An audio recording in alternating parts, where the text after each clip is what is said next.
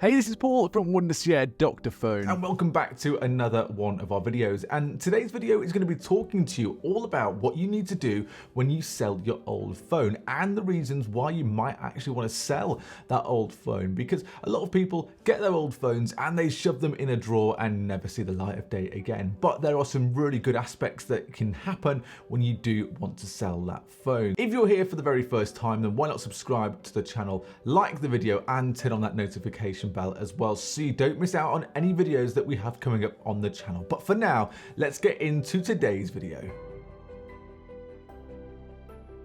When people upgrade their phone, it might seem like a silly idea to sell it because people want a spare phone, and what they want to do is keep it in a drawer just in case of an emergency or have it as that spare phone. And this is quite a reasonable thing to do, but also selling that device is also really good because it'll give you a financial reward and help fund that new device. And then it means that you're up to date with your technical knowledge, your technical know-how, and get to use some of the latest and greatest features depending on who you choose when you buy that phone, whether it be Samsung, Apple, Google, Xiaomi. There are hundreds of phones that you can buy from. And this video is for anybody that likes to upgrade their phone and is thinking, well, do I sell my old phone or do I keep it? Well, let me tell you some of the best reasons why selling that phone might be beneficial to you. The quickest and most obvious benefit of selling that phone is getting that instant cash in your hand. And there's a couple of places you can go to sell your phone. You can go and recycle it. What you can do is trade it in, and that's a really good idea to help get money off your new device when going to a certain brand, or you can sell it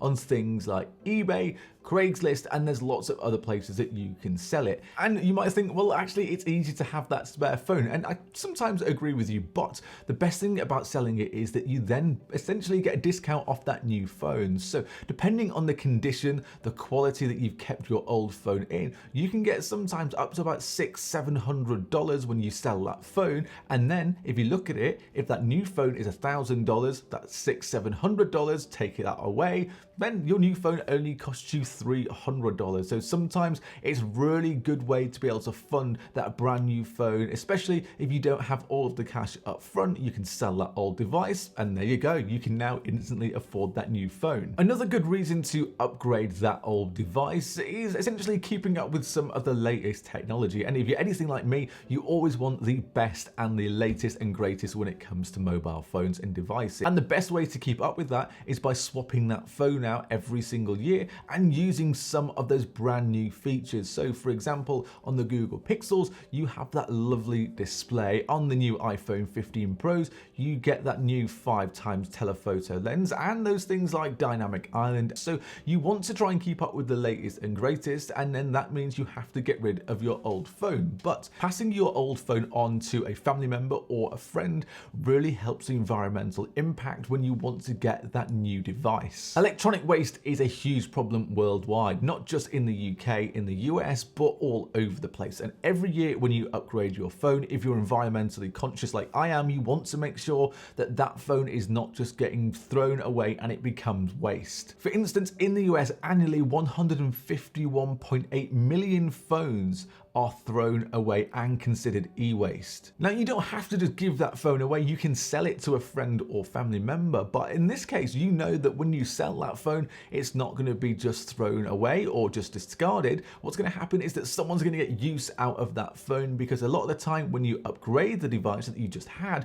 you know it's still absolutely fine and functional, just that you want the latest and greatest. So being able to sell that phone really helps with the positive impact on the planet. And while we're talking about that bit of extra money, you might have been really smart and saved throughout the year to try and get the best phone that you possibly can. So for example, you might have been really looking forward to getting an iPhone 15 Pro Max, but Apple bumped the price up and you only saved enough to go and get that regular Pro model, but you really wanted the Pro Max. Well, if you sell your device, that extra couple of $100 can help you bump to the best model that you can possibly get. So sometimes you just have to think what you want to do with your phone. You can either send it into a recycling website where they will pay you money for it, You can sell it on something like eBay, or like we mentioned, you can help friends, family in the community by selling it at a bit of a cheaper price, but giving somebody the chance to get hold of a phone and help them upgrade theirs. So we mentioned already who are the potential buyers for these phones, but now you might be thinking, well, who are these people properly? Who am I looking for? Because I've got a phone to sell, and why would somebody potentially want to buy my old phone when I just think it's rubbish because I want the latest and greatest model? Well, lots of people can't afford the latest and greatest phones, and some people really just don't care about technology and just want a phone that will send messages and potentially go on Instagram and other social networks and check their email. And I have a lot of friends who don't really care about technology, and it does hurt me, but some of these people are still using iPhone 10s and they are so happy with their iPhone 10. And a friend of mine recently only upgraded their iPhone 10 because it was cheaper to buy a newer phone than it was to replace the parts in the phone that had broken. These are the type of people that will mostly buy a phone that is a couple of years old because they're not bothered about the technological advancements in some of the latest and best phones. All they need is a phone that will get them from A to B every single day. You might think that everybody who goes out to buy a new phone is buying one because it's their choice and they want to treat themselves, but sadly, people stealing mobile phones is a huge issue across the world, and a lot of people that are buying a new phone, they have not had insurance on their old phone that got stolen, so they're looking for a replacement device, not by choice, but because they have no other options. So these people are not necessarily looking for the best phone, they're looking for a cheap, easy phone that will replace a device that was stolen for them. And some of the biggest purchasers of second-hand mobile phones are going to be parents for their children, because children want phones at a younger and younger age every single year, and it's really hard to say no. But as a parent, would you want to go and spend £1,000 on a phone for a child to drop it in the toilet, get food on it, and completely ruin it? You wouldn't want to do it. So parents are looking for phones that are cheap and don't mind that they get broken. And some other people that might be looking for your old mobile phones are like me. They like to collect old phones. So for example, I like to collect old iPhones.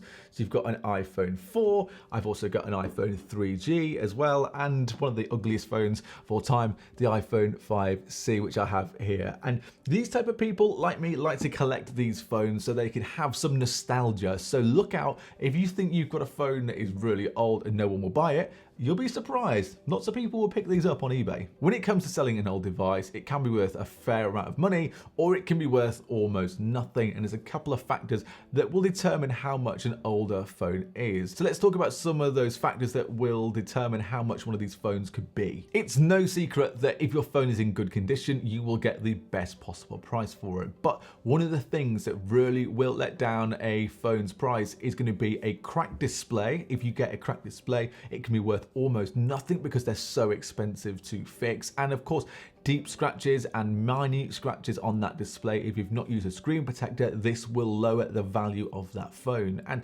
in the same sort of situation, if you have any smashed back glass on a phone, or if you have any sort of chips or dents in the phone, this will also reduce the value of a phone by quite a lot of money. The age and model of that phone as well is going to determine how much it's worth. So one of the phones that keeps their price the longest and the highest is iPhones. For some reason, they work so well for so long that the price on these phones can stay quite high even if that phone is 3 or 4 years old. Whereas if you have a look at something like a Google or a Samsung, they can sell ridiculously low on eBay, especially even the new folding and flipping phones. They retail at almost $2,000, but they can be picked up for just $1,000, and that's only a few months later. And the phones age as well. So for example, if you wanted to go and buy an iPhone 5C like this, I bought it on eBay for about $40. Really cheap, nothing at all. But if you go and have a look on eBay at the moment for iPhone 14 Pro Maxes,